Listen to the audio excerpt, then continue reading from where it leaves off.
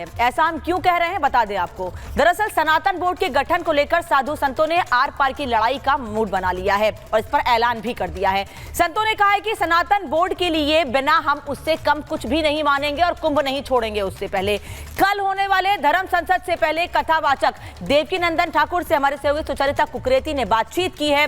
इस दौरान कल क्या कुछ बड़ा होने वाला है महाकुंभ में, क्योंकि धर्म संसद का आयोजन किया गया है। इस धर्म संसद में क्या कोई बड़ा ऐलान होने वाला है सनातन बोर्ड को लेकर, क्या तैयारी है संतों के धर्म संसद को लेकर सनातन बोर्ड से जुड़ी हुई, सुनिए क्या कहना है देवकीनंदन ठाकुर का। महाकुंभ में सनातन की अविरल धारा बह रही है। बड़े बड़े महामंडलेश्वर महाराज जिन्हें सुनने के लिए लोग आ रहे हैं, उन्हीं में से एक हैं कथावाचक देवकीनंदन ठाकुर जी, जो इस वक्त हमारे साथ हैं। देवकीनंदन जी, बहुत बहुत स्वागत आपका रिपब्लिक भारत पर। बहुत बहुत धन्यवाद सुचरिता जी। आप यहाँ आए, मैंने अभी थोड़ी देर पहले देखा, आपके सभा में इतनी भीड़ थी, सब आपको सुन रहे थे और एक गूंज वहां पर बार बार थी और वो गूंज थी सनातन बोर्ड की। जी, आप एक बहुत बड़ी धर्म संसद करने वाले हैं यहाँ पर, उसमें क्या होगा? देखिए, अखाड़ा परिषद के अध्यक्ष श्री रविंद्रपुरी जी, 13 अखाड़े के आचार्य, शंकराचार्य भगवान, हमने अभी तक 3 शंकराचार्य भगवानों से बात की है और मुझे ऐसी आशा है कि तीनों ही शंकराचार्य भगवान का आशीर्वाद 27 जनवरी को धर्म संसद को मिलेगा। और जितने भी धर्माचार्य बड़े बड़े मिस में बहुत नाम जिनको ऑलमोस्ट सभी लोग जानते हैं, ऐसे ऐसे धर्माचार्य पूरे भारत के सनातनियों का मार्गदर्शन 27 जनवरी को करेंगे। और ये जो मंथन होगा, इस मंथन में एक आशा मुझे ये है कि इस मंथन से जो अमृत निकलेगा वो सनातन बोर्ड का, वो निकालना ही है एनी हाउ, क्योंकि अभी नहीं तो कभी नहीं। यहाँ कुंभ में आपको लग रहा है सनातन बोर्ड का एक फैसला हो पाएगा और आप उसमें एक बहुत बड़ा रोल अदा कर रहे हैं? मेरा कोई रोल नहीं है इसमें। सारा रोल है धर्माचार्यों का, उसमें सारा रोल है हमारे शंकराचार्यों का, अखाड़ा परिषद का, हमारे धर्माचार्यों का। मैं तो चींटी हूँ उसमें, ये समझिए। मेरे को तो ठाकुर जी ने कहा कि तू सर्वेंट बन के काम कर दे, पंडा लगा दे, माइक लगा दे और आप जब आए तो आपके प्रश्नों का उत्तर दे दे। सिर्फ ये काम मुझे सरकार ने सौंपा है, ठाकुर जी ने, सरकार माने परमात्मा ने जी। तो इस कार्य को मैं सिर्फ कर रहा हूँ, इसके अलावा सारा कार्य जो है हमारे धर्माचार्य करेंगे। और मुझे ऐसी आशा है कि यहाँ पर ये जो निर्णय है, क्यों नहीं होगा, कुंभ से अमृत निकलता है, ये अमृत के कारण कुंभ है और ये जिम्मेदारी है हमारे धर्माचार्यों की और हमारी और आपकी, सभी सनातनियों की, जिस जिस पद पे बैठे उन सब की जिम्मेदारी है। यहाँ से सनातन की सुरक्षा के लिए सुरक्षा कवच निकलना चाहिए और उस सुरक्षा कवच का नाम है सनातन बोर्ड, जहाँ से हम लोग अपने मंदिरों को पवित्र कर सकेंगे, मंदिर व्यवस्थाओं को शुद्ध रख सकेंगे और आगे जो व्यवस्थाएं हैं, मथुरा हुआ, कृष्ण भूमि हुआ, काशी हुआ, बहुत सारी चीजें हैं जो सनातन बोर्ड के अंडर आएंगी। पर महाराज जी, भारत तो ऐसा देश है जहाँ हर कोस पर एक मंदिर है और मुझे नहीं एक नहीं, न जाने कितने मंदिर हैं। तो कौन कौन से मंदिर इसमें होंगे?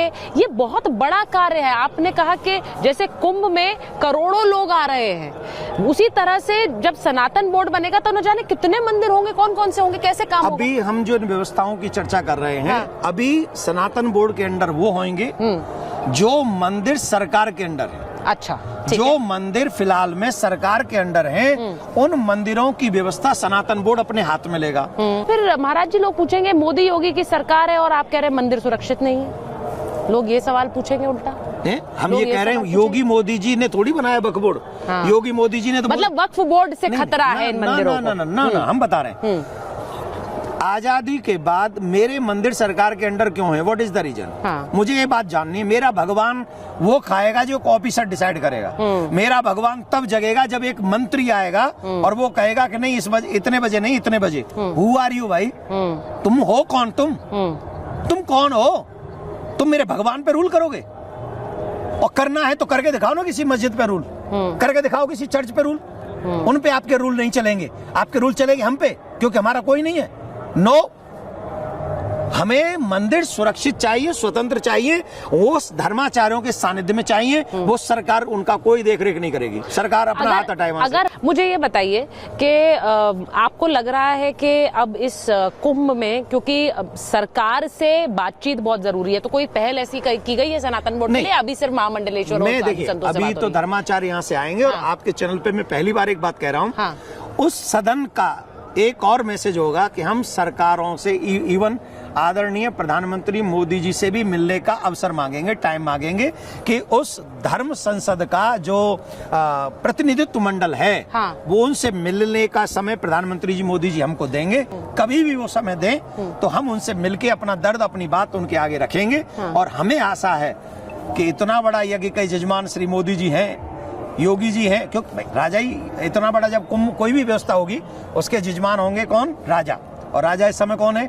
योगी जी और मोदी जी। बहुत से लोग कह रहे हैं अच्छा, 5 सुनो तो सही। फरवरी, हाँ। पर उनकी दक्षिणा देने, यज्ञ के फल तब तक नहीं मिलता जब तक दक्षिणा न मिल जाए। हाँ। और सनातनियों को सबसे बड़ी दक्षिणा इस समय चाहिए सनातन बोर्ड। जी, ये बताइए कि यहाँ पर कुंभ में प्रधानमंत्री 5 तारीख को आने वाले हैं, वो डुबकी लगाएंगे। और 5 तारीख को यहाँ पर दिल्ली में चुनाव है, और दिल्ली में चुनाव है, मिल्कीपुर का भी उपचुनाव है। बहुत से लोग सोच रहे हैं कि उस दिन मोदी जी को जीत का आशीर्वाद मिलेगा। मैं ये चाहता हूँ कि जिस दिन 5 तारीख को वो संगम में डुबकी लगाएं, उसी दिन प्रधानमंत्री जी धर्माचार्यों को, आचार्यों को, सनातनियों को सनातन बोर्ड की दक्षिणा दें और संगम में डुबकी लगाएं। और हम दावे से हम लिख के दे सकते हैं, हम लिख के दे सकते हैं कि उसके बाद सिर्फ आशीर्वाद ही आशीर्वाद है। क्योंकि आचार्य जब हृदय से आशीर्वाद देते हैं, कोई भी, भगवान श्री कृष्ण, भगवान नारायण क्या कहते हैं, भगवान राम क्या कहते हैं? विप्र प्रसादात धरणी धरोहम, विप्र प्रसादात कमला भरोहम, विप्र प्रसादात अजिता जितोहम, विप्र प्रसादात मम नाम रामः।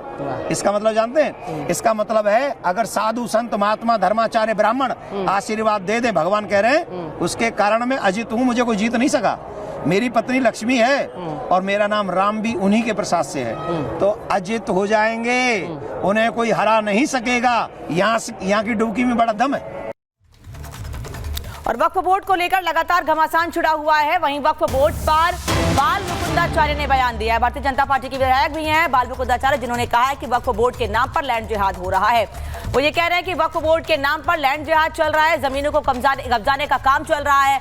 वक्फ बोर्ड सिर्फ लैंड जिहाद का काम करने के लिए तैयार किया गया है, जिसे खत्म कर देना चाहिए।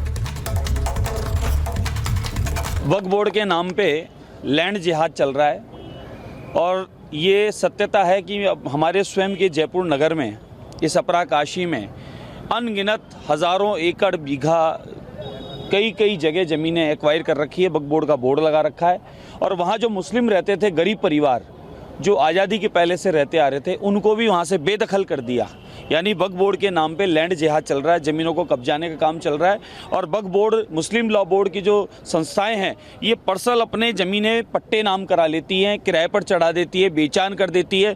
किसी भी वक्फ बोर्ड की ज़मीन पे स्कूल चलता हो, विद्यालय चलता हो, धर्मशाला हो, कोई भी सामुदायिक केंद्र हो, कोई भी गरीब कल्याणकारी योजनाएं उस क्षेत्र में, उस जगह पर, उस ज़मीन पे चलती हो तो बता दो। वक्फ बोर्ड सिर्फ लैंड जिहाद है, ज़मीनें कब्जा करने का काम है। वक्फ बोर्ड समाप्त होना चाहिए।